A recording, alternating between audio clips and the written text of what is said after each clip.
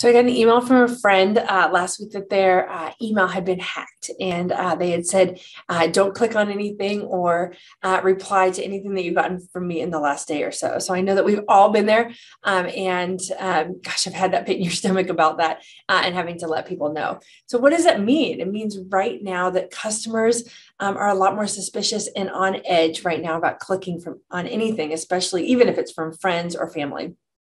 So this is a challenge, right? It's a challenge for brands as we're sending out emails, and especially as we're sending out invitations to take surveys, to click on a link to gather feedback from our consumers and prospects out there. So while I'm saying all this, I'm not saying ditch our online efforts to take surveys, but there are some simple things that we can do to increase the likelihood of people clicking on there. So first thing that we want to do is communicate your intent before sending the survey. People don't like surprises. So what can we do? So we can leverage our social media, other social media outlets to let people know that these surveys are going to be coming. When they engage with us and purchase in the beginning, let them know, right? Open the lines of communication right away. Let them know why you're going to be reaching out to them and how your results are going to be used. That's building trust from the very beginning.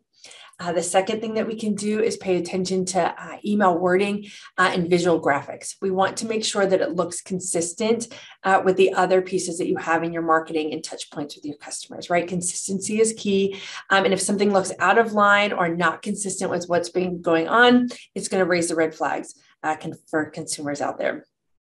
Lastly, follow up with your customers about how the results are going to be used, right? This is building trust. This is letting them know, hey, they've taken my feedback, they're using their feedback or my feedback, and they, quite honestly, if they're going to send me another one, I will trust that this is coming from a system and from a company that cares and is using it. So again, we're lowering the surprise of what's going on. So overall, really, this is why it's so important to be strategic in your efforts of sending out customer feedback opportunities, right? And creating an overall strategic goal or overall strategic customer insights plan.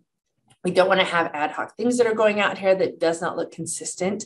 And so in addition to gathering amazing feedback from our customers and insights, we're also building trust along the way as we're developing these plans going out. So would love to talk to you about building out your customer insight strategy, but for sure, let them know ahead of time what's going on, that you're going to be sending this out.